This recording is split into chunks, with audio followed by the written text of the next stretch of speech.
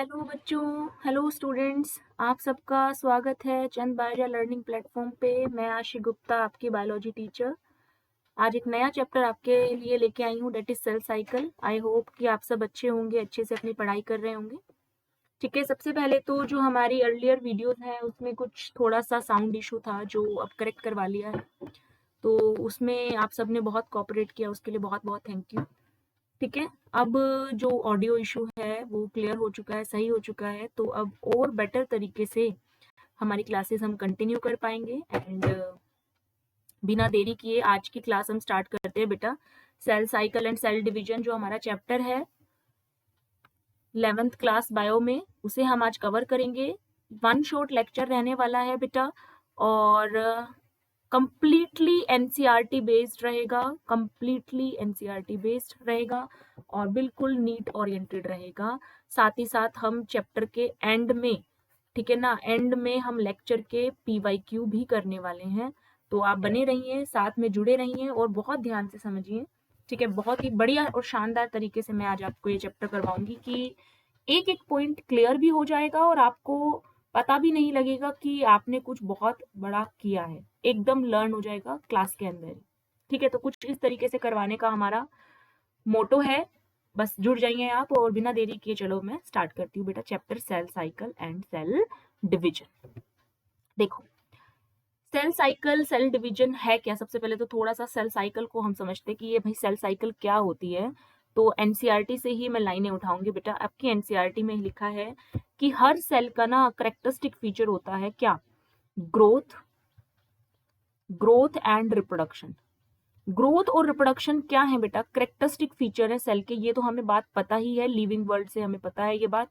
These are the characteristic feature किसके, cell के। ठीक है जी, सारे लिविंग ऑर्गेनिज्म जो हैं वो ग्रोथ कर रहे हैं, रिप्रोडक्शन कर रहे हैं, लेकिन एक्सक्लूसिव फीचर नहीं है। ये भी हम लिविंग वर्ल्ड में पढ़ते हैं, मैं रिपीट कर देती हूँ, आपको याद होगा तो बहुत बढ़िया, नहीं है तो याद रखा करो। रिप्रोडक्शन जो है ओल्ड एनसीईआरटी के हिसाब से बता रही हूँ, रिप्रोडक्शन एक्सक्लूसिव फीचर नहीं है बेटा, क्योंकि कई लिविंग ऑर्गेनिजम्स ऐसे भी हैं जो रिप्रोड्यूस नहीं कर पाते। बट यहाँ पे हम सेल साइकिल के सिनेरियो में बात कर रहे हैं, तो हम बोल रहे हैं कि सारी सेल्स जो हैं, जनरली सारी सेल्स ग्रोथ करती हैं और रिप्रोडक्शन भी करती हैं। अब ये रिप्रोडक्शन कैसे करती हैं बेटा, ये रिप्रोडक्शन करती हैं बाय डिवाइडिंग। रिप्रोडक्शन कैसे करते हैं, by dividing, dividing into two cells. one cell divide into two, then that two cells again divide into four cells। इस तरीके से डिवीजन होता है। ठीक है, तो कहने का मतलब क्या है कि ये जो प्रोसेस है सेल डिवीजन, सेल रेप्लिकेशन, ठीक है ना, एक सेल डिवीजन हो गया और सेल रेप्लिकेशन हो गया और जो ग्रोथ हो गया, और जो ग्रोथ हो गया, ये तीनों जो प्रोसेस हैं लिविंग ऑर्गेनिजम्स के, ये कहीं ना कहीं लिंक्ड है, कोऑर्डिनेटेड वे में होते हैं। ठीक है ना, कोऑर्डिनेटेड है ये। कैसे कोऑर्डिनेटेड है बेटा, सेल को डिवाइड करना है, सपोज किसी सेल को डिवाइड करना है, तो वो सेल पहले क्या करेगी, वो सेल पहले ग्रो करेगी। डिवाइड करना है तो उसे पहले ग्रो करना होगा, उसके बाद उसमें रेप्लिकेशन होगा उसके जीनोम का, यानी कि उसके डीएनए का, उसके जीनोम का बेटा रेप्लिकेशन होगा, उसके बाद उसमें सेल साइकिल परफॉर्म होगी।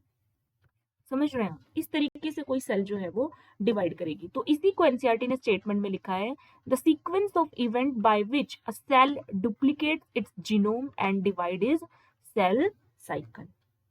ठीक है, यहाँ पे जो सेल ग्रोथ की बात की गई है वो किस टर्म्स में कर रहे हैं हम, इन terms of cytoplasmic increase.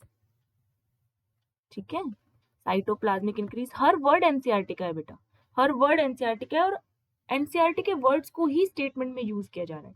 Cytoplasm increase हो रहा है, ये सेल जो है पहले इतनी थी, ठीक है, डिवाइड करना है इस सेल को, तो इसका साइटोप्लाज्मिक कंटेंट इंक्रीज करेगा, इसके अंदर डबल माइटोकॉन्ड्रिया बन जाएंगे, डबल क्लोरोप्लास्ट बन जाएंगे, डबल ईआर, गोल्जी, सारे ऑर्गेनेल डबल होंगे इसके। इसका साइटोप्लाज्मिक कंटेंट, इसके अंदर जो प्रोटीन है साइटोप्लाज्म के अंदर, जो लिपिड है, सब डबल होगा बेटा। तो साइटोप्लाज्मिक कंटेंट इंक्रीज होगा, साइटोप्लाज्मिक इंक्रीज होगा। यहाँ cytoplasmic increase is a continuous process, इसे सामा करके लिख लो, कॉन्टिन्यूअस प्रोसेस, कॉन्टिन्यूअस प्रोसेस। क्या बोला मैंने, मैंने बोला कि जो सेल का ग्रोथ है that is in terms of cytoplasmic increase and that is a continuous process। क्या मैं कर लूं, सेल डिवीजन में तीन चीजों को मैंने बोला कोऑर्डिनेटेड है, growth, cell division and cell replication. Cell divide कर रही है, पहले ग्रोथ हो रहा है, फिर जीनोम रेप्लिकेशन, फिर सेल साइकिल परफॉर्म हो रहा है। मैं बोल रही हूँ स्टार मार्क कर लो, स्टार मार्क कर लो, स्टार मार्क कर लो। ग्रोथ जो है सेल का, उसकी बात कर रही हूँ इन terms of cytoplasmic increase, and that is a continuous process. लेकिन जो रेप्लिकेशन ऑफ जीनोम है, यानी कि जो डीएनए का सिंथेसिस है, DNA synthesis, it occurs only during one stage, occur only at one stage। ये तो है continuous, लेकिन it occurs only at one stage बेटा, it occurs only at one stage। मतलब सेल साइकिल में डीएनए का सिंथेसिस आप एक जगह पे देखोगे, सिर्फ एक स्टेज पे देखोगे, लेकिन साइटोप्लाज्मिक ग्रोथ आप कंटिन्यूअस देखोगे, यानी कि कई स्टेजेस पे आपको ग्रोथ देखने को मिलेगी और मिलती भी है। इंटरफेज में ग्रो कर रही है सेल, G1 में ग्रोथ शो हो रही है, G2 में ग्रोथ शो हो रही है, फिर हमें बाद में आगे मियोसिस अगर हम पढ़ते हैं तो हमें मियोसिस 2 में भी कहीं ना कहीं ग्रोथ शो होती है। तो सेल का ग्रोथ कंटिन्यूअस है, लेकिन डीएनए का रेप्लिकेशन सिर्फ एक जगह होता है, एस फेज पे, जो भी हम आगे पढ़ेंगे। ठीक है, उसके बाद जो डीएनए ने रेप्लिकेट किया, जो क्रोमोसोम्स बने, वो रेप्लिकेटेड क्रोमोसोम डिस्ट्रीब्यूट कर दिए जाते हैं दो डॉटर सेल्स के अंदर, दो डॉटर सेल्स में ये डिस्ट्रीब्यूट कर दिए जाते हैं बेटा, और हमें क्या मिल जाती है, सेल साइकिल मिल जाती है। पूरा एक इवेंट अकर होता है और सेल हमें डिवाइड करके दिखाती है। ठीक है, these all events are under genetic control. यहाँ पे लिख सकते हो आप, सेल साइकिल के all events are under genetic control. ठीक है, इतनी बात क्लियर हुई। सेल साइकिल क्या है, सीक्वेंस ऑफ इवेंट है, सेल डुप्लीकेट, जीनोम उसमें डुप्लीकेट कर रहा है, सेल डिवाइड कर रही है, ये बात आपको पता होनी चाहिए। इसे स्टार मार्क कर लेना और इसे स्टार मार्क कर लेना, और ये जेनेटिक कंट्रोल के अंदर है। इतनी बात क्लियर होती है। तो अब हम आगे बढ़ते हैं।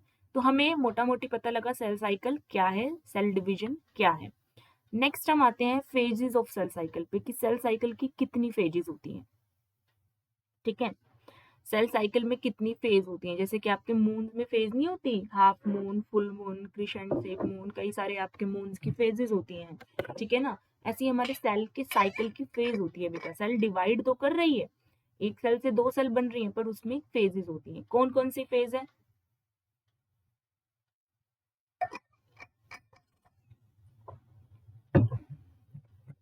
हाँ जी, कौन कौन सी फेज है बेटा, दो फेज है। कितनी फेज है बेटा, दो फेज है। कौन कौन सी,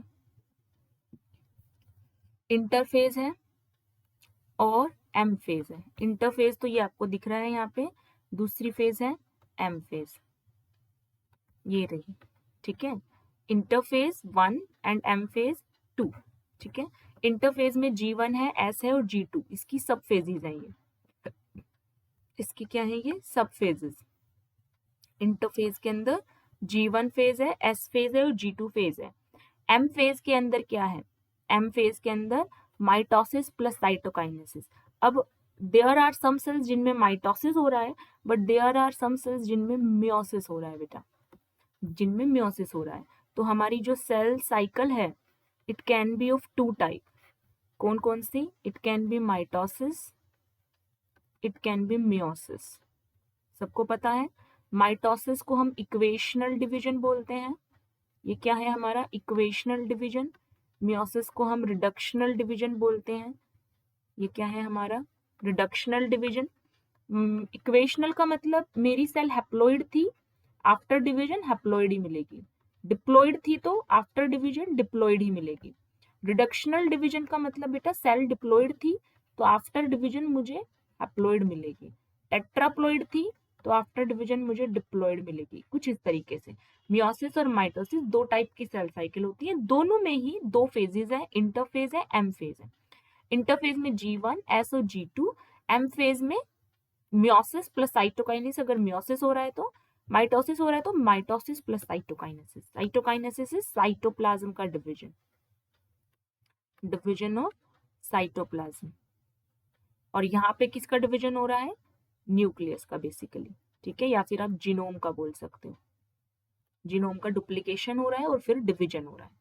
क्लियर यहाँ तक। इंटरफेज ऑक्यूपाई करता है 95% of the cell cycle duration. M phase shortest होता है बट मोस्ट ड्रामेटिक, मतलब कॉम्प्लेक्स है ये, ठीक है ना।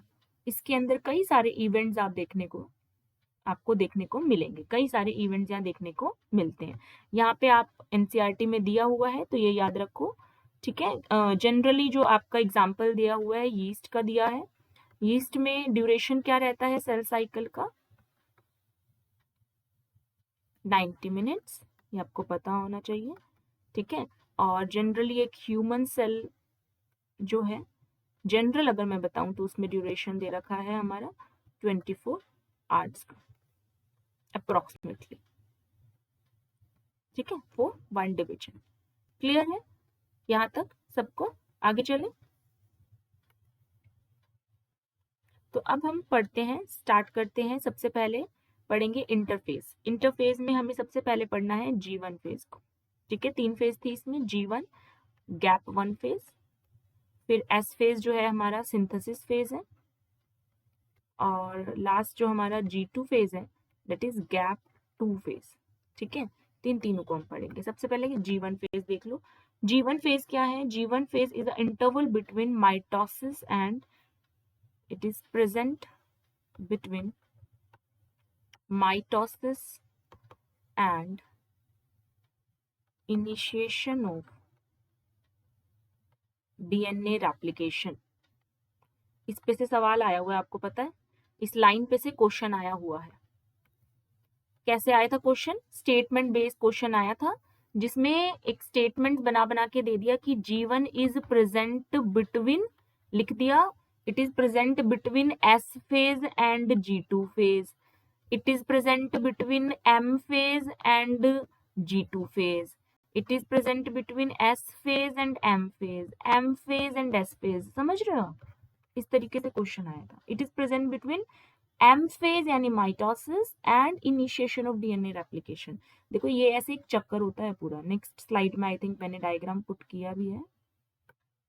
ये सब इरेज हो गया,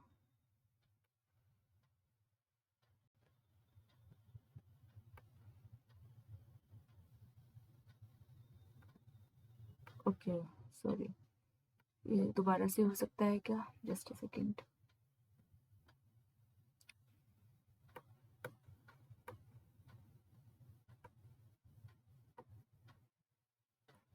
सॉरी बेटा, ये सब इरेज हो गया है, दोबारा से मुझे लिखना पड़ेगा इधर।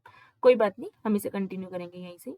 हाँ, तो मैं आपको बोल रही थी, क्या बोल रही थी कि यहाँ पे इंटरफेज के अंदर G1 फेज, S फेज और G2 फेज है। हम बात कर रहे थे, मैंने इंटरफेज को लिखा था, मैं दोबारा लिख देती हूँ। यहाँ पे मैंने लिखा था इट इज प्रेजेंट, कलर हम थोड़ा सा, ये वाला कलर विजिबल रहता है आपको, it is present between mitosis and initiation of DNA replication. बेटे सवाल आया हुआ है इस पे से, ठीक है ना। तो जो लाइनें मैं लिख रही हूँ, जिन पे मैं स्टार करती हूँ, उन्हें बहुत ध्यान से देखा करो। सवाल कैसे आया था, ऐसे दे दिया था कि G1 is present, statement based question हो गया था, इट इज प्रेजेंट बिटवीन, एक ऑप्शन बना दिया it is present between S phase and G2 phase, फिर दूसरा ऑप्शन हो गया कि it is present between M phase and S phase, एक हो गया S phase and M phase option बना दिया, ठीक है, G1 के लिए, फिर एक G1 के लिए ऑप्शन बना दिया, suppose it is present G2 and M phase, कुछ भी इस तरीके से ऑप्शंस बना रखे थे।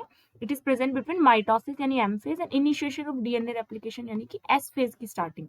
एक्चुअली ये इस तरीके से पूरा एक साइकिल होता है बेटा, जिसमें कि हमारा ये है अगर G1 फेज, ठीक है, ये S फेज है, सपोज इधर G2 फेज है, और यहाँ से हमारा M फेज है, और एक मैं आपको और फेज पढ़ाऊंगी G नोड, जो भी हम आगे पढ़ेंगे, ठीक है ना। ये एग्जिट फेज है, अगर सेल को डिवाइड करने के मन में नहीं है तो वो एग्जिट मार के निकल जाएगी। G node, G1, S phase, G2 phase, M phase, ठीक है ना। मान लो एक बार मैंने एक रफ डायग्राम बनाया, अब होता क्या है, अब देखो आप यहाँ सबको क्या समझ आ रहा है, आपको ये समझ आ रहा होगा कि ये जो G1 फेज है ये बेसिकली इस M फेज और S फेज के बीच में आ रहा है, right. It is present between this S phase and M phase. M phase mitosis, यहाँ से सेल का जो सेल में जो डीएनए है, सेल का डीएनए रेप्लिकेशन यहाँ शुरू हुआ है, यहाँ पे सेल का डीएनए रेप्लिकेशन शुरू हुआ है, तो इससे पहले आ ली G1 फेज, ठीक है ना, और M फेज के इस तरफ पड़ रही है, तो it is present between M phase and S phase. अब S फेज आपसे पूछ ले कहाँ है, it is present between G1 and G2 phase, ठीक है। तो G1 फेज में होता क्या है, अब ये देखते हैं। G1 फेज में बेटा गैप 1 फेज इसे बोलते हैं, और इसके अंदर ग्रोथ होती है सेल की। जो मेन ग्रोथ है ना सेल की, जो मेन ग्रोथ है, जो तैयारी है सेल डिवीजन के लिए, जैसे कि आप नीट एग्जाम दोगे तो आप तैयारी नहीं कर रहे, ठीक है, प्रिपरेटरी जो फेज है आपकी क्लास 11th और क्लास 12th, वो G1 फेज है, ये प्रिपरेटरी फेज है, इंटरफेज प्रिपरेटरी फेज है, पूरा इंटरफेज ही प्रिपरेटरी फेज है। उसके अंदर G1 में होता है main growth, cytoplasmic growth, cell growth, ठीक है बेटा। तो सेल ग्रोथ हो रहा है इसमें, और क्या हो रहा है भाई, इसके अंदर synthesis of RNA, very important, synthesis of RNA and protein, ठीक है। तो हम कह सकते हैं कि it is a metabolically active phase, metabolically active phase है ये। इसमें जब इतनी ग्रोथ हो रही है, इतना सब प्रोटीन एंड ऑल बन रहा है, तो ये कैसी फेज हो गई, मेटाबॉलिकली एक्टिव फेज हो गई, ठीक है। एंड यहाँ पे कंटिन्यूस ग्रोथ हमें देखने को मिल रही है। क्या देखने को नहीं मिल रहा, क्या देखने को नहीं मिल रहा, डीएनए रेप्लिकेशन देखने को नहीं मिल रहा। कहाँ मिलता है डीएनए रेप्लिकेशन बेटा, डीएनए रेप्लिकेशन एस फेज में देखने को मिलता है, बहुत इंपॉर्टेंट है। एस फेज में डीएनए डबल करता है अपनी अमाउंट को, plus centriole duplication, centrioles are present only in animal cells, याद है लास्ट सेल वाले चैप्टर में ही हमने कवर किया था। एनिमल सेल में क्या प्रेजेंट है, सेंट्रियोल, सेंट्रियोल का डुप्लीकेशन और डीएनए का रेप्लिकेशन किस में हो रहा है, एस फेज में हो रहा है। G2 फेज में क्या हो रहा है, G2 फेज में बचे कुचे प्रोटीन्स बन रहे हैं, ठीक है, प्रिपरेशन फॉर माइटोसिस, माइटोसिस के लिए जितने भी रिक्वायर्ड प्रोटीन्स हैं वो हमें G2 फेज में मिलेंगे, ठीक है। सेल ग्रोथ यहाँ भी कंटिन्यू है, सेल ग्रोथ कंटिन्यू, इसलिए मैंने सेल ग्रोथ को कंटिन्यूअस प्रोसेस लिखा था, ठीक है, जबकि डीएनए रेप्लिकेशन सिर्फ एक जगह हो रहा है, आप देख रहे हो सेल ग्रोथ यहाँ भी हो रही है, यहाँ भी हो रही है। क्लियर है सबको, वेरी क्लियर, ठीक है। अब यहाँ ये जो एस फेज है बेटा, इस पे बहुत सारे न्यूमेरिकल टाइप के क्वेश्चन आते हैं। कैसे आते हैं देखो, हमारी जो एस फेज है इसके अंदर हमने लिखा कि डीएनए रेप्लिकेशन हो रहा है, सेंट्रियोल डुप्लीकेशन हो रहा है, और यहाँ एक चीज और ऐड कर सकते हो आप, यहाँ पे बेटा हिस्टोन्स फॉर्मेशन भी होता है।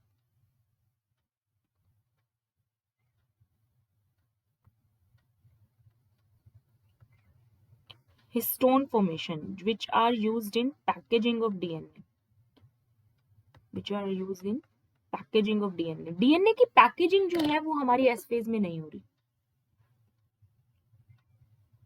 सिर्फ डीएनए का रेप्लिकेशन हो रहा है बेटा एस फेज में, पैकेजिंग नहीं हो रही।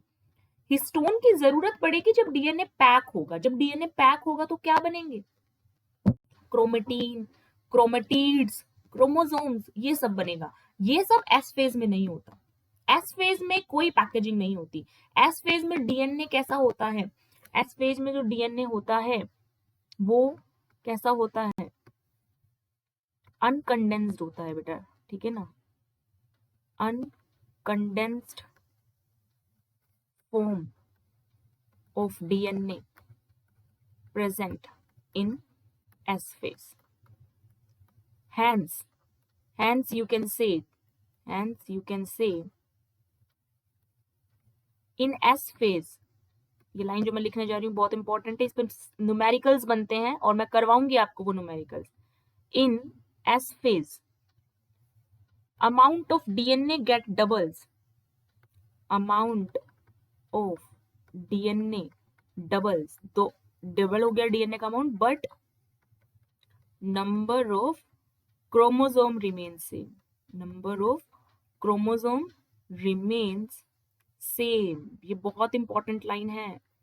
क्यों ऐसा हो रहा है कि डीएनए तो डबल हो गया पर क्रोमोसोम उतने क्यों उतने हैं, भाई क्रोमोसोम भी डबल होने चाहिए थे ना, chromosome is ultimately made up of DNA. अगर आपका डीएनए डबल हो गया तो क्रोमोसोम की मात्रा क्यों नहीं बढ़ी, अमाउंट क्यों नहीं बढ़ा, क्योंकि डीएनए पैक ही नहीं हो रहा, डीएनए की पैकेजिंग नहीं हो रही। क्रोमोसोम बनता है जब डीएनए की पैकेजिंग होती है, या डीएनए की पैकेजिंग नहीं हो रही, हिस्टोन जरूर बन रहा है, हिस्टोन बन रहा है बट डीएनए की पैकेजिंग बेटा नहीं हो रही, इसलिए chromosome numbers remain same but DNA amounts get double. इसको एग्जांपल से समझो, जैसे कि सपोज आपके पास एक सेल है,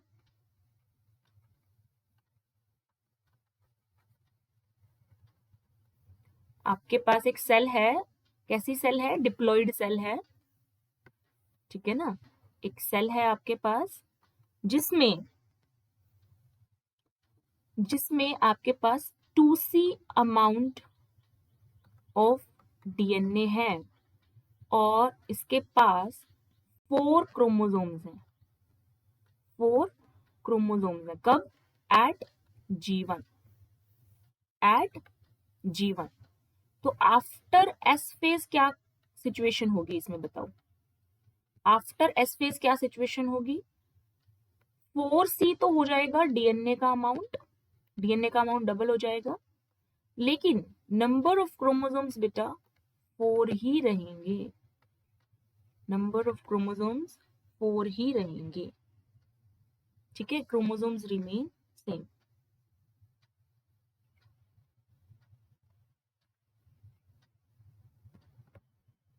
देखो कैसे हो रहा है ये, सपोज यहां मेरे पास एक सेल है, इसमें ये डीएनए है, ठीक है, 4 क्रोमोसोम्स थे इसमें। अब हुआ क्या, आफ्टर एस फेज क्या हुआ, डीएनए ने रेप्लिकेट कर लिया, डीएनए ने रेप्लिकेट कर लिया इस तरीके से, नया डीएनए में इसी के ऊपर ऐसे ऐसे डीएनए ने रेप्लिकेट कर लिया, ठीक है, डीएनए की अमाउंट यहाँ 2C थी, क्रोमोसोम्स यहाँ से 4 मिलते हैं हमें, 1 2 3 4, डीएनए ने रेप्लिकेट कर लिया, 4C हो गया, but you can see chromosomes अभी भी हमें उतने ही लगभग दिख रहे हैं, 4।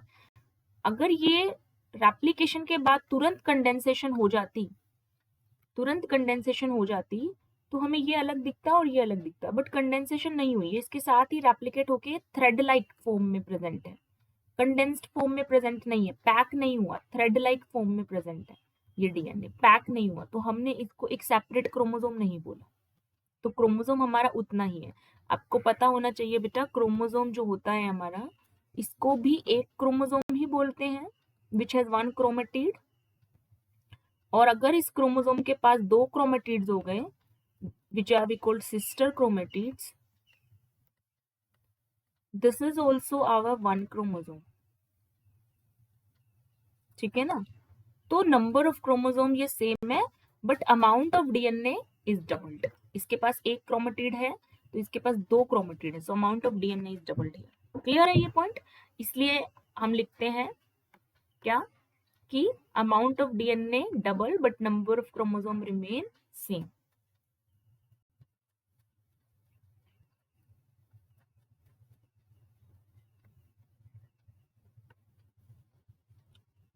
आगे बढ़ते हैं, detail diagram of G1 SN G2 phase दिखा रखा है, यहाँ पे सारे फंक्शंस लिख रखे हैं, G1 फेज में क्या क्या होता है वो लिख रखा है, G2 फेज में DNA replication, histone synthesis, centriole duplication, G2 phase में मैंने बोला था प्रोटीन बनते हैं, स्पिंडल प्रोटीन बनते हैं बेटा, जो आगे आपके यूज होंगे एना फेज में, ठीक है, वो बन रहे हैं यहाँ पे, और प्रिपरेशन हो रही है माइटोसिस की, ग्रोथ कंटिन्यू करके, ठीक है, इतना आपको क्लियर और लर्न होना चाहिए, इसको बिल्कुल लर्न कर लो, क्रैम कर लो, इसको बिल्कुल रट लो आप, G1 G2 और एस फेज में क्या होता है, यहाँ पे amount of DNA double, number of chromosome remain same. अच्छा, इस पे बेस्ड और न्यूमेरिकल्स हम लेक्चर के एंड में करेंगे, क्योंकि उसमें एम फेज भी इंक्लूड होती है उन न्यूमेरिकल्स में, पूछ लेते हैं आपसे कि एम फेज के बाद बताओ इसमें कितने क्रोमोसोम होंगे, अगर एस फेज में इसके पास इतने थे या G1 फेज में इसके पास इतने थे, तो वो अपन लेक्चर के एंड में वो न्यूमेरिकल्स आपको करवाऊंगी, वो आते हैं, ठीक है। नेक्स्ट इज सेल साइकिल,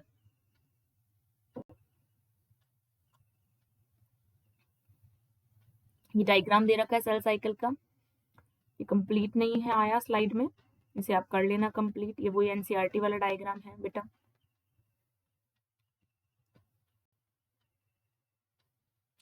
ये अपनी G1 फेज हो गई, ठीक है, और ये हो गई S फेज,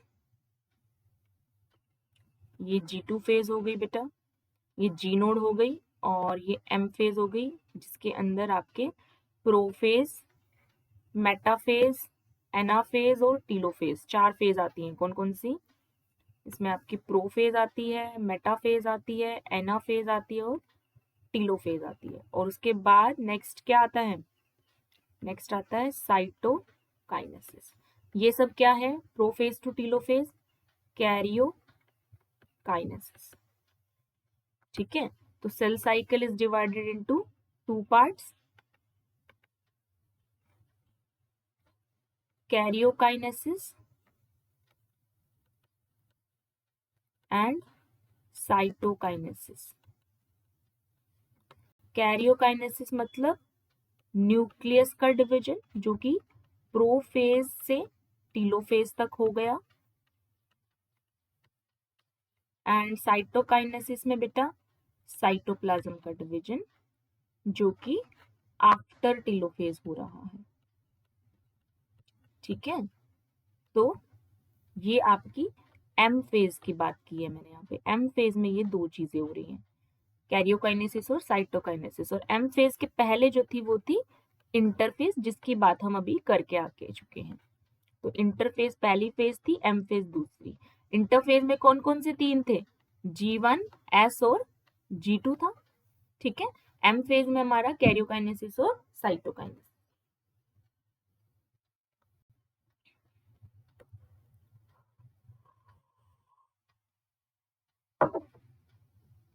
चलो अब एम फेज पे आ जाओ,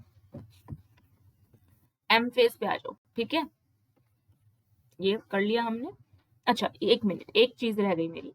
एम फेज से पहले आपको बताना है मुझे ये G नोड फेज। तो ये यहीं पे देख लो,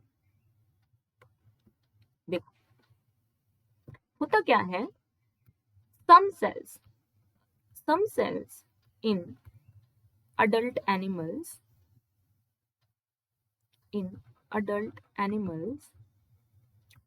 do not divide नहीं करती। एग्जाम्पल हार्ट सेल्स,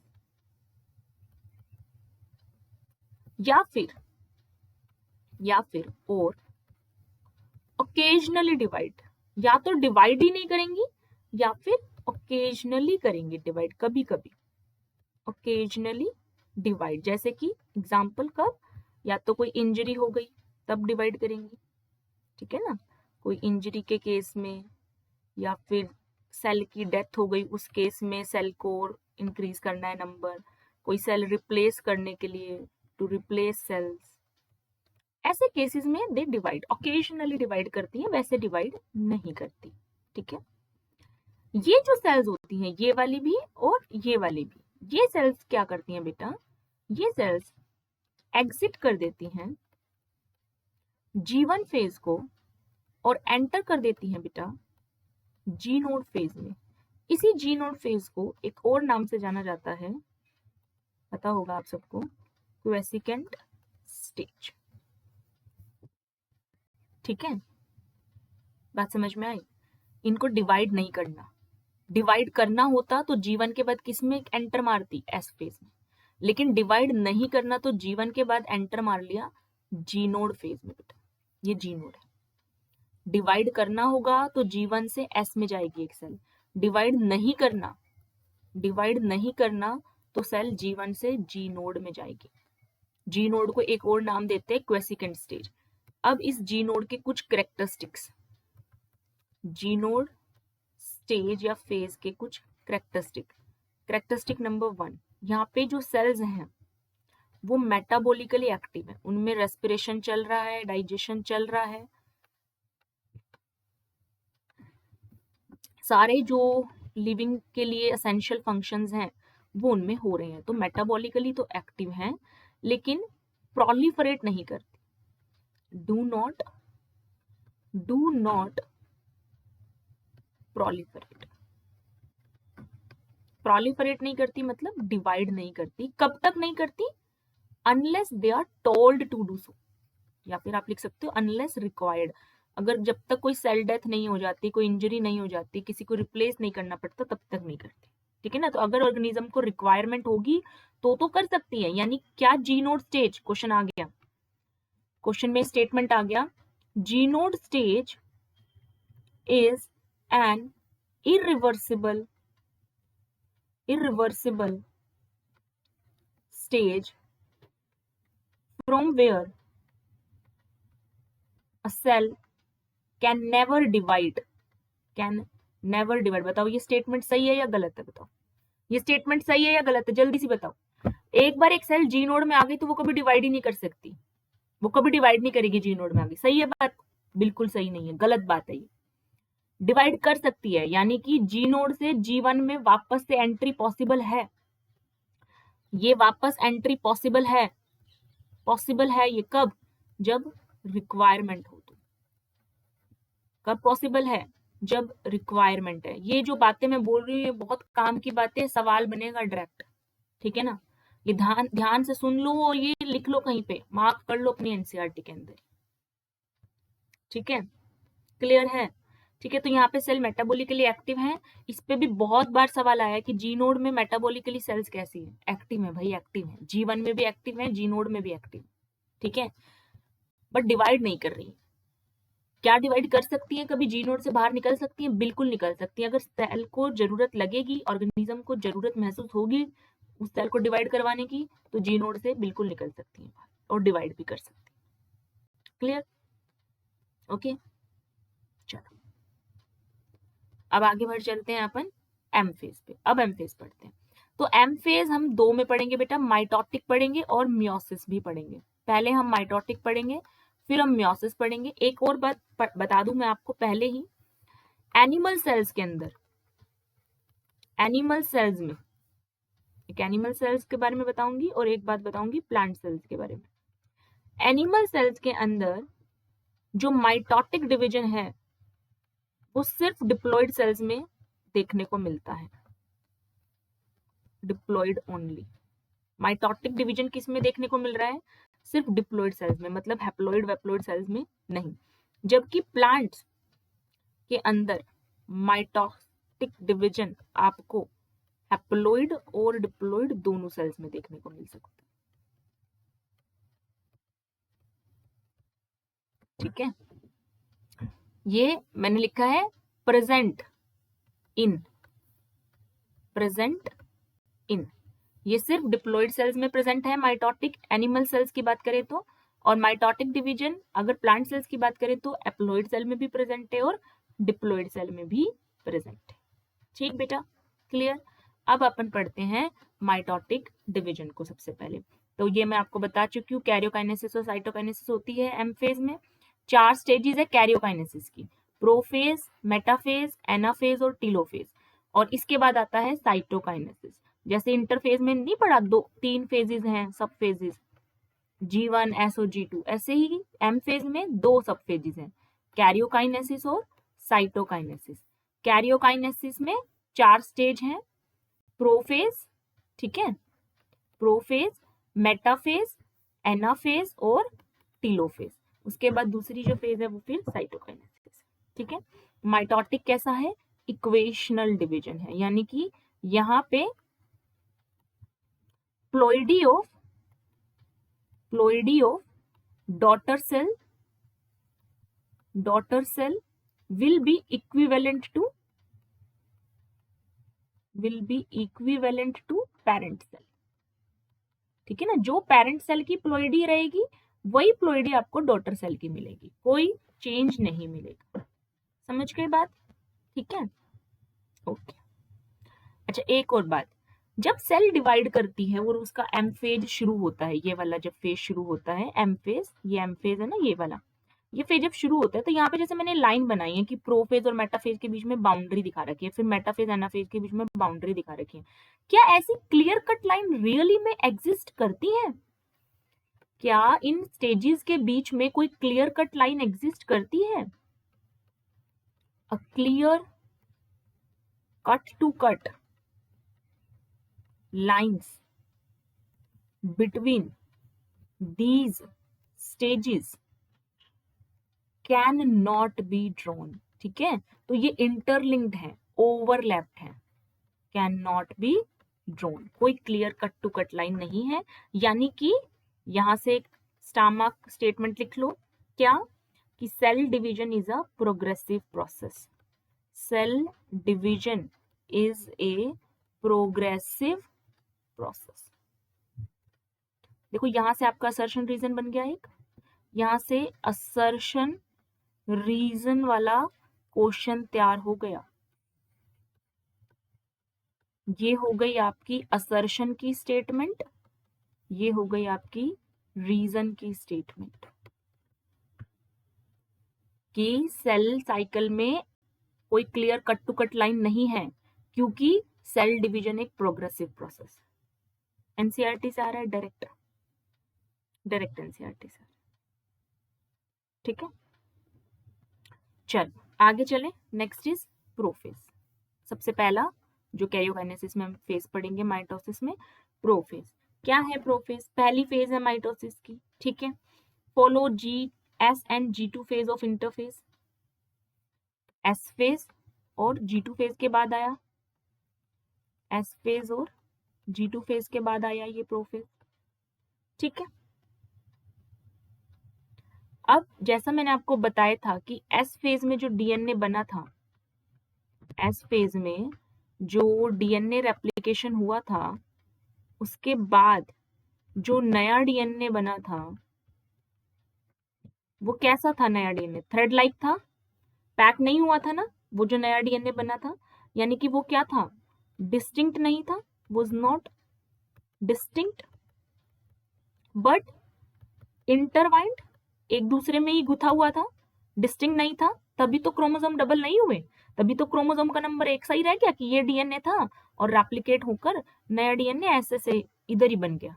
इंटरवाइंड था, डिस्टिंक्ट नहीं था. डिस्टिंक्ट अगर होता तो क्रोमोसोम हमें फिर 2 दिखते, लेकिन हमने क्रोमोसोम 2 दिखे ही नहीं, क्रोमोसोम नंबर सेम रहे. ठीक है, तो it was not distinct, intertwined. लेकिन ये कहानी थी एस फेज की. अब जो डिस्टिंक्ट नेचर होगा, जो इंटरवाइंड नेचर हटेगा और डिस्टिंक्ट नेचर आएगा इन डीएनए मॉलिक्यूल्स में बेटा, वो कहाँ आएगा? प्रोफेज में. तो सबसे पहली लाइन जो प्रोफेज में आप लिखोगे, it is marked by initiation of condensation. ठीक है, तो यहाँ क्या हो रहा है? Condensation of chromosome material. Chromosome material मतलब डीएनए. यहाँ पे डीएनए का कंडेंसेशन शुरू हो गया बेटा, शुरू हो गया यहाँ. ठीक है, प्रोफेज के अंदर. क्लियर? आगे नेक्स्ट पॉइंट. अच्छा, क्रोमोसोम मटेरियल यहाँ पे कंडेंस हो गया. क्रोमेटीन भी आप बोल सकते हो, क्रोमेटीन कंडेंसेशन यहाँ पे हो गया. क्रोमेटीन कंडेंसेशन आप बोल सकते हो क्योंकि डीएनए जो है क्रोमेटीन की फॉर्म में प्रेजेंट है आफ्टर एस फेज. क्रोमेटीन की फॉर्म में वो प्रेजेंट है और क्रोमेटीन का कंडेंसेशन स्टार्ट हुआ हमारा प्रोफेज. दूसरा काम क्या हो रहा है? दूसरा काम यहाँ न्यूक्लियोलस डिसअपियर हो गया, न्यूक्लियर एनवलप ब्रेकडाउन हो गया. ठीक है, और यहाँ पे एक और चीज जो आप मार्क करोगे, जो सेंट्रियोल है जो एस फेज में डुप्लीकेट कर रहा था, जो सेंट्रियोल एस फेज में डुप्लीकेट किया था, it will move to opposite poles of the cell. 2 centriole नहीं बन गए थे एस फेज के बाद, ये दोनों सेंट्रियोल सेल के 2 पोल्स की तरफ मूव करने लग जाएंगे प्रोफेज के अंदर ही. Centriole will move to the opposite pole of the cell. ठीक है ना, या फिर बेटर है आप लिखो बिगिन टू मूव. इन्होंने शुरू कर दिया है, चलना शुरू कर दिया, begin to move. Condensation start हो गई है, सेंट्रियोल अपोजिट पोल्स की तरफ चल पड़े हैं, न्यूक्लियर मेम्ब्रेन हट गई है, न्यूक्लियोलस जो था न्यूक्लियस के अंदर वो भी हट गया है. ठीक है, पूरा जो आपका क्रोमेटिन मटेरियल था वो कंडेंस हो गया है. साथ ही साथ माइटोटिक स्पिंडल की जो असेंबली है वो भी बनना शुरू हो गई है, उसका भी इनिशिएशन हो गया है। और इस माइटोटिक स्पिंडल की असेंबली को बनाने में जो माइक्रोट्यूब्यूल्स और प्रोटीन सहायता करने वाले हैं वो कहाँ बने थे, वो G2 में बने थे, और उनका अब सबका यूज होगा इस स्पिंडल असेंबली को बनाने के लिए। ठीक है, तो जब आप प्रोफेज के एंड में एक सेल को देखोगे तो आपको ना कोई न्यूक्लियस दिखेगा, ना कोई न्यूक्लियोलस दिखेगा, आपको सेंट्रियोल ऐसे अपोजिट पोल पे चलते दिखेंगे, और आपको यहाँ पे क्रोमेटिन कंडेंस होता हुआ दिखेगा। ऐसे क्रोमेटिन जो है वो कंडेंस होता हुआ दिखेगा। पहले क्रोमेटिन ऐसा था अनकंडेंस्ड, और ये कंडेंस्ड। ये क्रोमेटिन कैसा था, नोट डिस्टिंक्ट क्रोमेटिन, और ये कैसा है, ये है डिस्टिंक्ट टू सिस्टर क्रोमेटिड। ठीक है ना, सिस्टर क्रोमेटिड क्यों बोला, क्योंकि ये डीएनए रेप्लिकेशन से बना है। ठीक है ना, ये रेप्लिकेटेड डीएनए, ये डीएनए था, एस फेज में इस डीएनए ने रेप्लिकेशन कर लिया, और प्रोफेज में बेटा ये कंडेंसेशन हो गई, ऐसे हो गया। बात समझ आ रही है आपको, क्लियर है? ठीक है, अब मेरे को एक बात बता दें आप, मेरे को एक बात बता दें, क्रोमोसोम का नंबर,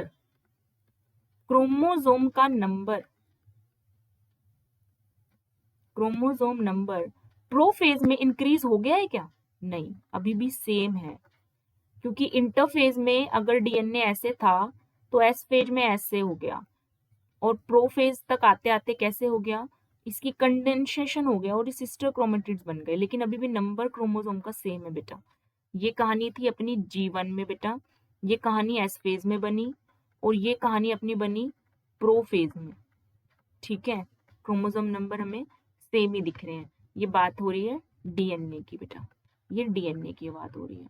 ठीक है, ये डीएनए की बात हो रही है, और ये अपने क्या है, दो सिस्टर क्रोमेटिड्स बन चुके हैं। अब डीएनए जो है वो सिस्टर क्रोमेटिड्स की फॉर्म में आ गया है आफ्टर कंडेंसेशन। इतनी बात क्लियर होती है। ये प्रोफेज के सारे इंपॉर्टेंट पॉइंट मैंने एक साथ लिख दिए। इस स्लाइड से बाहर प्रोफेज ऑफ माइटोसिस में नहीं आना कुछ, और यहीं से सवाल बनेगा, स्पिंडल असेंबली कहाँ बन रही है, स्पिंडल असेंबली बनाने के लिए जो प्रोटीन और जो माइक्रोट्यूब्यूल यूज हो रहे हैं वो कहाँ से आ रहे हैं, कौन सी फेज में बने थे वो, G2। सेंट्रियोल कौन सी फेज में बना था, एस में बना था। सेंट्रियोल ने मूव करना कब शुरू किया, अपोजिट पोल्स की तरफ, प्रोफेज में शुरू किया। डीएनए जो था वो डिस्टिंक्ट नहीं था, कब, एस फेज में। डिस्टिंक्ट होना स्टार्ट हो गया, कंडेंसेशन की शुरुआत हो गई, कहाँ पे, प्रोफेज में। क्या बन गए, sister chromatids, chromosome material, chromatin condensation, कुछ भी आए, प्रोफेज।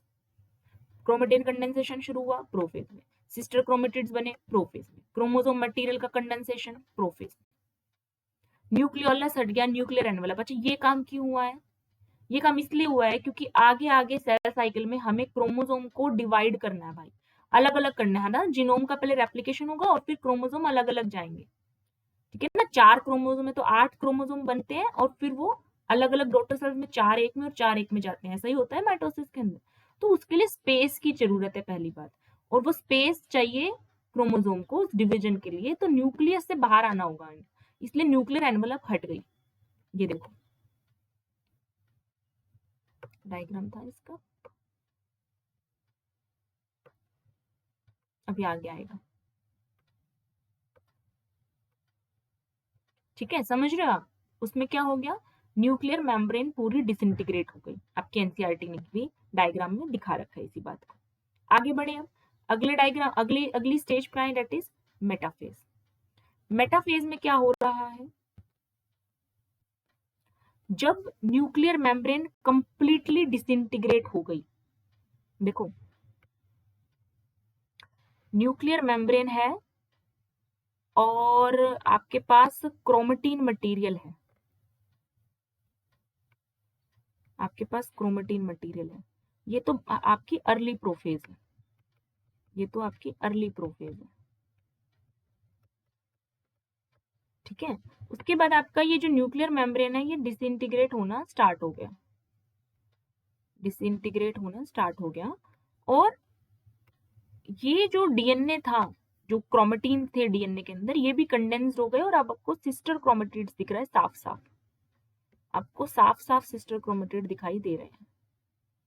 ठीक है, साफ साफ सिस्टर क्रोमेटिड्स दिखाई दे रहे हैं इस तरीके से।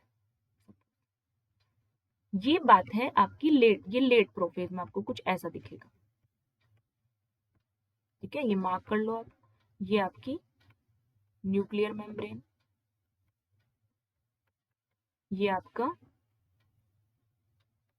क्रोमेटिन, ठीक है ना, जिसमें रेप्लिकेटेड डीएनए है, जिसमें रेप्लिकेटेड डीएनए है। ये क्या हो गया आपका, ये आपके सिस्टर क्रोमेटिड्स हो गए, ये आपके सिस्टर क्रोमेटिड्स हो गए बेटा। और ये आपकी क्या हो गई, disintegrated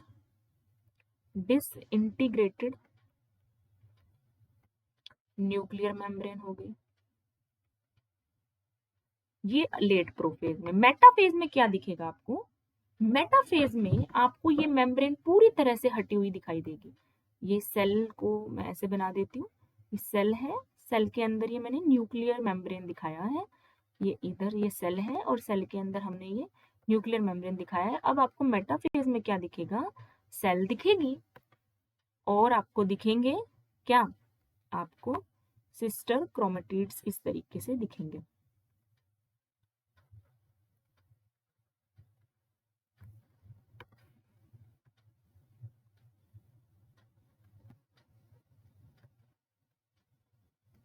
attached with the spindle fibers here.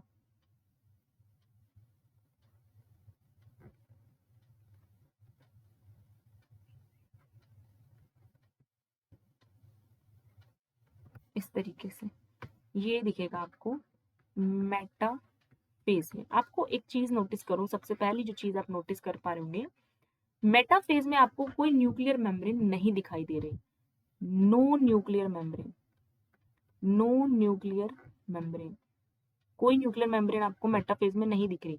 तो मेटाफेज में आप लिखोगे marked bye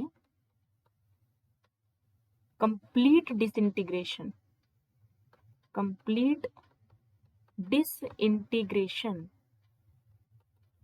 of nuclear envelope, complete disintegration of nuclear envelope. This is the starting of metaphase. Metaphase की शुरुआत में न्यूक्लियर मेम्ब्रेन का कंप्लीट डिसइंटीग्रेशन आपको दिखेगा। और क्रोमोसोम कहाँ मिलेंगे, क्रोमोसोम मिलेंगे in cytoplasm.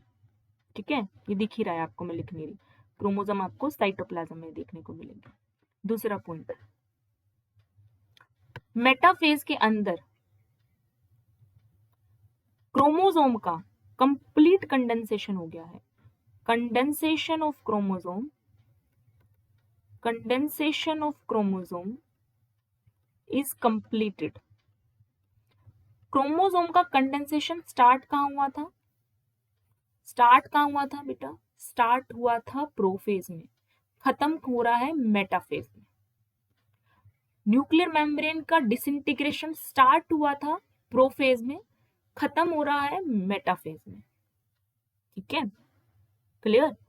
Spindle fibres attach to the kinetochores, chromosome align at the equatorial plate. जो सेल है उस सेल के इक्वेटोरियल प्लेट पे, या तो इस पे या फिर इस पे, ये equatorial plates, these are the equatorial plates. Cell की इक्वेटोरियल प्लेट पे क्रोमोसोम अलाइन दिखेंगे आपको, यानी कि या तो क्रोमोसोम्स यहाँ पे अलाइन होंगे या फिर क्रोमोसोम ये इस तरीके से अलाइन होंगे। इक्वेटोरियल प्लेट पे क्रोमोसोम आपको अलाइन दिखेंगे, लाइन बना के लगे हुए दिखेंगे, और स्पिंडल फाइबर्स उनके काइनेटोकोर से अटैच दिखेंगे। कि ये क्रोमोसोम होता है तो हमें पता है काइनेटोकोर कहाँ होते हैं, यहाँ पे काइनेटोकोर्स होते हैं। तो spindle fibre will be attach to the kinetochores of the chromosome, क्योंकि नेक्स्ट स्टेज में इस क्रोमोसोम को सेपरेट करना है, इस क्रोमोसोम के सिस्टर क्रोमेटिड्स को सेपरेट करना है नेक्स्ट स्टेज में। तो क्रोमोसोम के काइनेटोकोर पे लगा मिलेगा spindle fibre. Best stage to study chromosome morphology, क्योंकि यहाँ पे कंप्लीट कंडेंसेशन हो गया है क्रोमोसोम का, तो क्रोमोसोम को आपको स्टडी करना है तो आप कौन सी स्टेज स्टडी करोगे सेल की? मेटाफेज। ठीक है,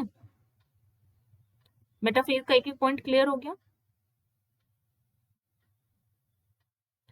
सो यहाँ पे स्पिंडल फाइबर काइनेटोकोर से अटैच हो रहे हैं और क्रोमोसोम्स जो हैं वो इक्वेटोरियल प्लेट पे अलाइन कर रहे हैं। स्पिंडल फाइबर्स दोनों पोल पे आ चुके हैं, पोल्स की तरफ मूव करना सेंट्रियोल ने शुरू कर दिया था प्रोफेज में। ठीक है, और यहाँ पर सेंट्रियोल ने स्पिंडल फाइबर्स बना लिए हैं, स्पिंडल फाइबर्स का राइज हो चुका है, असेंबली स्टार्ट हो गई थी प्रोफेज में, यहाँ तो सब बन चुका है मेटाफेज में। तो और ये अटैच कर लिया स्पिंडल फाइबर किससे? काइनेटोकोर से। This is about the metaphase. अगली कौन सी फेज है हमारी? हमारी अगली फेज है एनाफेज। एनाफेज बेटा, एनाफेज। देखो ये जो चैप्टर में हम पढ़ रहे हैं ना सेल साइकिल का, इसमें सारे जो सवाल आएंगे वो पॉइंट बेस्ड आएंगे। या तो सवाल इस तरीके से बनेगा कि आपको कोई इवेंट दे देंगे, इवेंट जैसे कि दे दिया कि डिसइंटीग्रेशन न्यूक्लियर एनवेलप का कहां पे कंप्लीट हो रहा है, और 4 ऑप्शन में दे दिया प्रोफेज, मेटाफेज, एनाफेज, टेलोफेज। या तो इवेंट देके फेज पूछेंगे, या फेज देके इवेंट पूछेंगे। बेटा एक मिनट, क्या हो गया? दो तरीके के क्वेश्चन बनेंगे यहाँ पे, two types of question, two type of question. या तो इवेंट देके फेज पूछ लिया, या फिर बेटा फेज देके इवेंट पूछ लिया। आपको फेज दे दिया कि स्पिंडल फाइबर्स काइनेटोकोर से अटैच हो रहे हैं, एक मतलब 4 ऑप्शन बना के इवेंट आपको लिख देंगे और फेज दे देंगे मेटाफेज। बताओ इनमें से कौन सा काम मेटाफेज में नहीं होता या होता है, ऐसे पहचानने को दे दिया जाएगा। तो ये दो तरीके के सिंपल सवाल बनते हैं। एस फेज में आपके न्यूमेरिकल्स बनते हैं, जो मैं आपको चैप्टर के एंड में, अभी लेक्चर के एंड में करवाऊंगी। तो टाइप ऑफ क्वेश्चन जब हमें पता है इस टाइप के क्वेश्चन आ रहे हैं, तो ये इवेंट हमें जरूर याद होने चाहिए, हमें पता होना चाहिए मेटाफेज में क्या हो रहा है और प्रोफेज में क्या हो रहा है। इतना क्लैरिटी के साथ पता होना चाहिए कि न्यूक्लियर एनवेलप का डिसइंटीग्रेशन कंप्लीट कहाँ होता है, शुरू कहाँ होता है, कंडेंसेशन क्रोमोसोम का कंप्लीट कहाँ होता है, शुरू कहाँ होता है, स्पिंडल फाइबर की असेंबली बनना कहाँ शुरू होती है, और काइनेटोकोर से अटैचमेंट कहाँ होता है। ठीक है, बिल्कुल क्लैरिटी के साथ हमें पता होना चाहिए। अब आ जाओ एनाफेज पे। तो जी एनाफेज क्या है? इक्वेटोरियल प्लेट पे भी क्रोमोसोम्स आ गए हैं और स्पिंडल फाइबर भी अटैच हो चुका है, तो अब तो कुछ नहीं बचा, अब तो बस क्रोमोसोम्स का बंटवारा होना ही बचा है। ठीक है, अब तो क्या बचा है? क्रोमोसोम्स का बंटवारा होना बचा है। तो बंटवारा हो जाएगा कुछ इस तरीके से, यहाँ पे क्रोमोसोम इधर और यहाँ पे ऐसे क्रोमोसोम, और ब्लू वाला क्रोमोसोम भी इस तरीके से हमारे पास प्रेजेंट हो जाएगा। 2 रेड थे तो 2 रेड क्रोमोसोम, और 2 ब्लू थे तो 2 ब्लू क्रोमोसोम।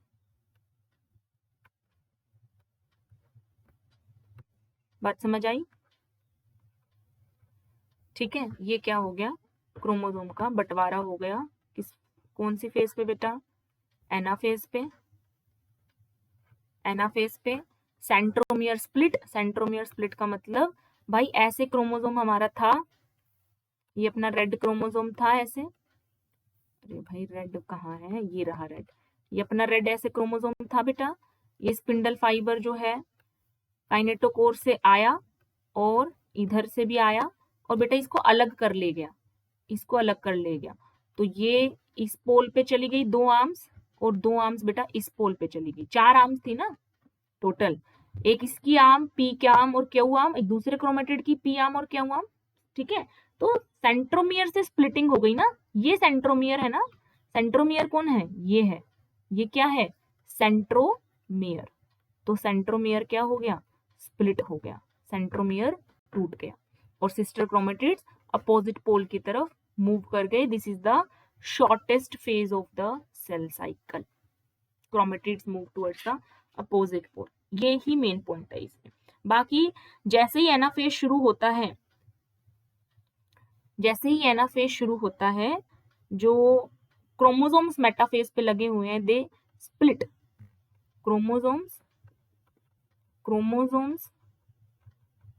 स्प्लिट साइमल्टेनियसली, ये इंपॉर्टेंट है, साइमल्टेनियसली मतलब कोई आपसे पूछे कि they do they split one by one, नहीं, एक साथ ही सब के सब टूट जाएंगे and they will migrate to the opposite pole.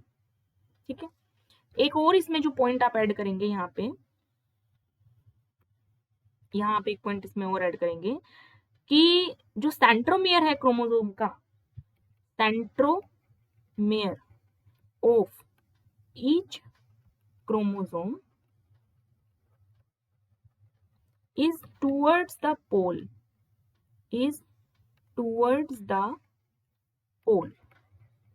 hence at the leading edge with arms trailing behind it। देखो आप, सेंट्रोमियर आपको दिख रहा है टुवर्ड्स द पोल, ये है अपना लीडिंग एज, और आर्म्स आपको इधर दिख रही हैं, ये है trailing behind, arms trailing behind. ठीक है ना, तो इस पे भी क्वेश्चन आ सकता है कि सेंट्रोमियर की डायरेक्शन पे क्वेश्चन आ जाता है कि सेंट्रोमियर टुवर्ड्स द पोल है या टुवर्ड्स द इक्वेटोरियल प्लेट है, टुवर्ड्स द पोल है, लीडिंग एज है, आर्म्स क्या है बेटा, ट्रेलिंग बिहाइंड है। ये अपना एनाफेज हो गया। And now we will talk about the last phase of M phase, that is telophase. ठीक है, टीलोफेज को ना मैं अगर शॉर्ट में लिख दूं तो यहां से इसके सारे पॉइंट्स क्लियर हो जाएंगे। It is opposite to prophase, जो जो काम प्रोफेज में है ना उसके उल्टे टीलोफेज में होंगे। वहां क्रोमोसोम कंडेंस हुआ था, यहाँ डीकंडेंस होगा, वहां न्यूक्लियर एनवेलप हटी थी, यहाँ बनेगी, वहां न्यूक्लियोलस हटा था, यहाँ बनेगा। ठीक है, क्रोमोसोम के क्लस्टर्स जो हैं, क्रोमोसोम के clusters at opposite spindle poles, अलग अलग पोल पे आपको मिलेंगे, और अगेन वो किस फॉर्म में आ गए, appear as non distinct chromatin fibers। Chromosome now appear as non distinct chromatin fibers, मतलब उनकी जो डिस्क्रीट आइडेंटिटी थी, identity as discrete element is lost,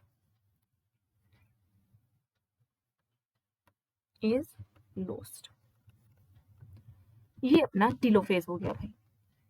ठीक है, तो क्या क्रोमोसोम को टीलोफेज पे स्टडी कर सकते हो, है ही नहीं, क्रोमोसोम डीकंडेंस हो चुका है वहां पे, कैसे स्टडी करोगे, कौन सी स्टेज में स्टडी करोगे क्रोमोसोम को, बताओ, कमेंट बॉक्स में लिख के सब जने टाइप करके बताएंगे क्रोमोसोम को कौन सी फेज में स्टडी कर सकते हैं, मेटाफेज में। ठीक है, मेटाफेज में सारी की सारी ऑर्गेनल्स भी रीअपियर हो जाएंगी बेटा, यहाँ पे ईआर, गोल्जी, जो सब हटा था ना वो सब रीअपियर हो जाएगा टीलोफेज में। प्रोफेज का उल्टा, मैंने बोला ना, जो काम प्रोफेज में उसके उल्टे सारे टीलोफेज में होंगे। ठीक है, यहाँ हमारा कैरियोकाइनेसिस कंप्लीट होता है कि भाई अपनी जो सेल थी उसमें 2 न्यूक्लियर मेम्ब्रेन्स आपको दिखेंगी अब, और उनमें आपको इस तरीके से क्रोमेटिन दिखेंगे, दूसरे पॉल पे भी इस तरीके से 2 क्रोमोसोम्स आ गए थे, एक ब्लू एक रेड। ये ऐसी स्ट्रक्चर आपको टीलोफेज पे देखने को मिलेगी। अब क्या बच गया, बस अब बच गया ये साइटोप्लाज्म डिवीजन, यानी कि नेक्स्ट इज साइटोकाइनेसिस, साइटोप्लाज्म का डिवीजन। तो एनिमल सेल में क्लीवेज फ्यूरो फॉर्मेशन होता है, प्लांट सेल में सेल प्लेट फॉर्मेशन होता है। फ्यूरो मतलब इस तरीके से सेल में फ्यूरो बनेगा, outer to inner side, outer to inner मतलब सेंट्रीपिटल डायरेक्शन में। ठीक है ना, furrow gradually deepens, furrow gradually deepens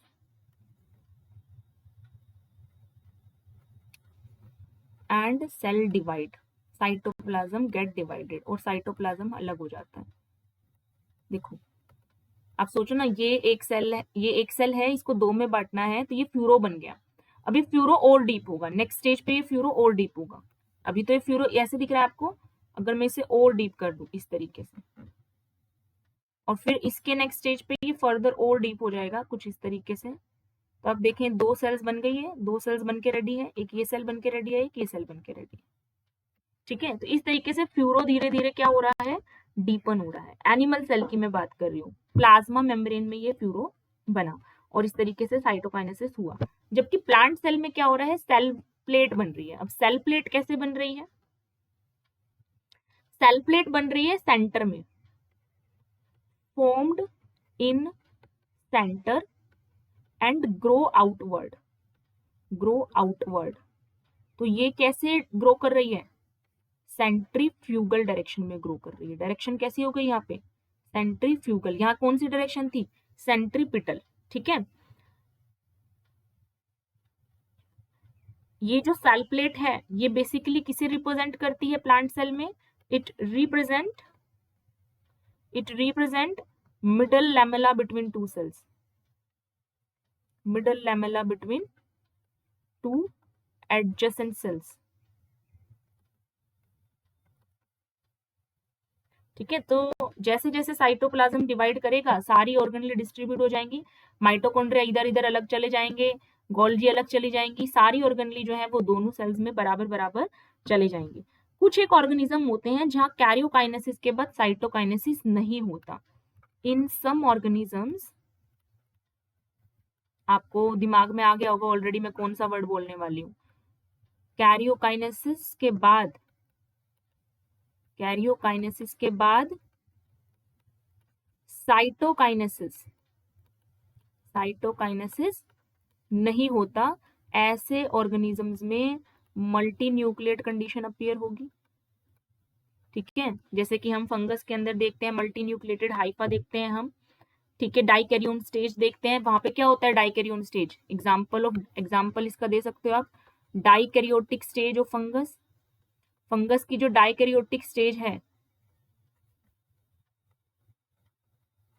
उसमें क्या हो रहा है, कैरियोकाइनेसिस के बाद साइटोकाइनेसिस नहीं हुआ, यही तो हो रहा है। ठीक है, ठीक है, formation of syncytium condition, formation syncytium condition की formation, multi nucleate condition syncytium बोलते हैं। ठीक है, इसमें एक एग्जांपल और ऐड कर सकते हो आप, कौन सा, endosperm, liquid endosperm of coconut, उसमें भी यही हुआ है, liquid endosperm of coconut.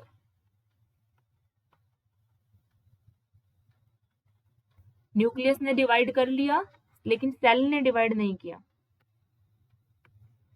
Nucleus ने डिवाइड कर लिया लेकिन सेल के साइटोप्लाज्म ने डिवाइड नहीं किया, तो सेल ऐसे दिखेगी क्योंकि साइटोप्लाज्म तो डिवाइड कर ही नहीं रहा ना।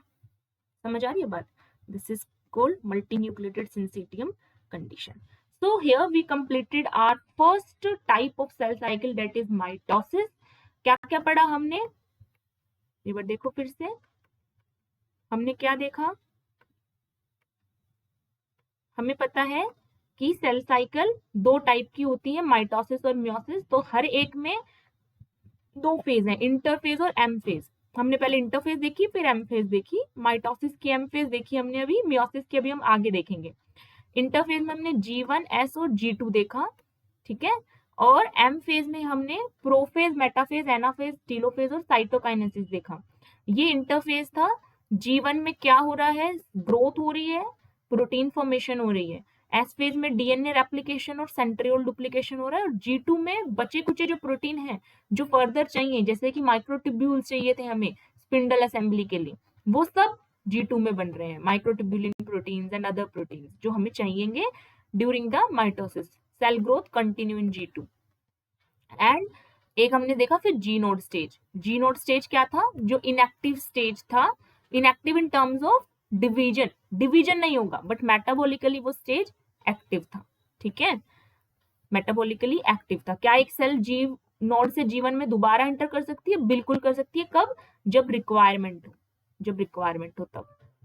ठीक है, इसके example heart cells and some other cells which occasionally divide. उसके बाद हमने एम फेज देखा, एम फेज में प्रोफेज, प्रोफेज में कौन कौन से इवेंट्स हो रहे हैं वो याद करने हैं, मेटाफेज में एनाफेज हमने देखा, और फिर टीलोफेज हमने देखा। ठीक है, फाइनली जो सेल हमें मिली है आफ्टर साइटोकाइनेसिस वो कैसी है, क्रोमोसोम नंबर इक्वल हमें दिख रहे हैं। आप देखो जो सेल हमने स्टार्टिंग में ली थी यहाँ पे, इसके पास कितने क्रोमोसोम्स थे, 4 क्रोमोसोम्स थे। ठीक है, और ये सेल के अंदर 4 क्रोमोसोम्स थे, और यहाँ पे हमें सेल जब डिवाइड कर गई तो भी इतने ही क्रोमोसोम्स देखने को मिल रहे हैं।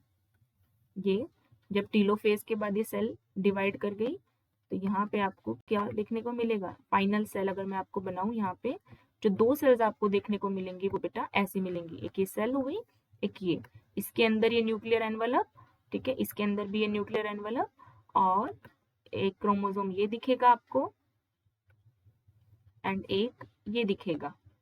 ठीक है, इधर एक ये और एक ये, ऐसे ही इस वाले में आपको, तो 4 क्रोमोसोम्स वहां थे, 4 ही क्रोमोसोम्स यहाँ है। ठीक है, यहाँ भी 4 क्रोमोसोम्स हैं, तो ये कैसा डिवीजन हो गया, ये इक्वेशनल डिवीजन हो गया बेटा, कि क्रोमोसोम्स रिमेन इक्वल। ठीक है, यहाँ पे सेंट्रोमियर स्प्लिटिंग होती है ड्यूरिंग एनाफेज। मियोसिस में आप देखोगे एनाफेज 1 के अंदर सेंट्रोमियर स्प्लिटिंग नहीं होती, वहां बाइवेलेंट बनता है, अभी जब मियोसिस हम पढ़ेंगे। मियोसिस 2 में आपका सेंट्रोमियर स्प्लिटिंग होता है। तो कहीं ना कहीं जब हम मियोसिस पढ़ेंगे तो देखेंगे कि meiosis 2 is equivalent to mitosis. ये स्टेजेस दिखा रखी है माइटोसिस की, ये हमने कवर कर लिया। सिग्निफिकेंस क्या है भाई, इक्वेशनल डिवीजन है तो क्रोमोसोम नंबर मेंटेन रहता है, ग्रोथ एंड डेवलपमेंट में आप इसे यूज कर सकते हो, रिपेयर और रीजनरेशन में आप माइटोसिस को यूज कर सकते हो। ठीक है, चलो आगे बढ़ चलते हैं। This is an important point NCERT based. Interphase के लिए मेटाबॉलिकली एक्टिव स्टेज है, मैंने आपको बता दिया। डीएनए रेप्लिकेशन सिर्फ एस फेज में होता है। Metaphase is ideal for karyotyping, यानी कि क्रोमोसोम स्टडी के लिए बेटा, उसके लिए आइडियल है। Mitosis maintains diploid chromosome number, क्योंकि chromosome number remain same after mitosis, यहाँ पे रिड्यूस नहीं हो रहा, तो 2n है तो सेल 2n ही रहेगी। चलो जी, ये फ्लो चार्ट है, एक बार आप देख लेना, प्रोफेज, मेटाफेज, एनाफेज और टीलोफेज का। यहाँ पे मैंने एक के अंदर सारे पॉइंट्स डाल दिए, प्रोफेज में क्या क्या हो रहा है, मेटाफेज में क्या क्या, तो ये आपको एक ही जगह सारे पॉइंट्स मिल रहे हैं, एनाफेज में क्या हो रहा है और टीलोफेज में क्या हो रहा है।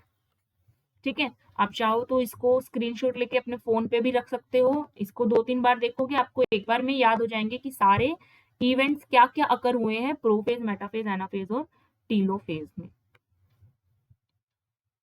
ये साइटोकाइनेसिस का फ्लो चार्ट है,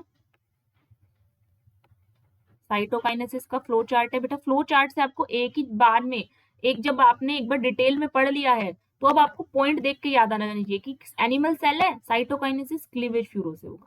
ठीक है, इस क्लीवेज फ्यूरो को बनाने में एक्टिन मायोसिन रिंग यूज हो रही है, ये अपार्ट फ्रॉम एनसीईआरटी पॉइंट है, याद रखना चाहते हो तो बहुत बढ़िया, जरूरी नहीं है। ठीक है, ये याद होना चाहिए कि ये जो है इनर टू आउटर ग्रो कर रहा है, sorry outer to inner grow कर रहा है। इसकी ग्रोथ कैसी हो रही है, बाहर से अंदर की तरफ, बिकॉज इट डीपन। और इसकी ग्रोथ कैसे हो रही है, ये सेंटर में बना था फिर बाहर की तरफ ग्रो कर रहा है, तो ये इनर टू आउटर ग्रो कर रहा है। Cell plate, cell plate in plant cell, cell plate को बनाने में रोल किसका है, गोल्जी वेसिकल्स का, ये भी स्टार मार्क कर लो। सेल प्लेट को बनाने में गोल्जी वेसिकल्स का रोल है, and this cell plate shows middle lamella, it represent middle lamella between the adjacent cells. Clear है, चलो जी, ये क्वेश्चन है। ठीक है, एक बार हमने माइटोसिस करा है तो माइटोसिस पे 1-2 सवाल करेंगे, बाकी जो बिल्कुल अच्छी वाली क्वेश्चन प्रैक्टिस है वो लेक्चर के एंड में करवाऊंगी मैं आपको, तो लेक्चर के एंड तक बने रहना। DNA replication occur in which phase, ये सिंपल सिंपल सवाल है, एस फेज में होता है बिल्कुल। क्रोमोसोम जो है अलाइन करता है इक्वेटोरियल प्लेट पर ड्यूरिंग मेटाफेज। ठीक है, ये सिंपल सवाल है बिल्कुल। सेंट्रियोल डुप्लीकेशन, इसी तरह के क्वेश्चन आ रहे हैं, मैं कह रही थी या तो आपको फेज देंगे और इवेंट पूछेंगे, ये थोड़ा डिफिकल्ट हो जाता है क्वेश्चन, इवेंट दे के फेज पूछ सकते हैं। तो अब देखो यहाँ इवेंट दिया है सेंट्रियोल डुप्लीकेशन और फेज पूछा है, कौन से फेज में होता है सेंट्रियोल डुप्लीकेशन, एस फेज में होता है।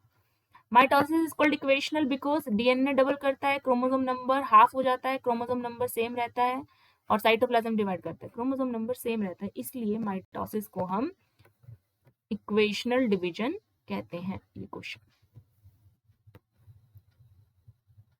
Now we will move to the next division, meiosis. यहां तक सबको क्लियर है? कोई डाउट है तो पहले ये बताओ कि यहां तक हमें कोई डाउट है तो। क्लियर है सबको? चलो जी, बहुत बढ़िया। अब आगे बढ़ चलते हैं हम मेयोसिस।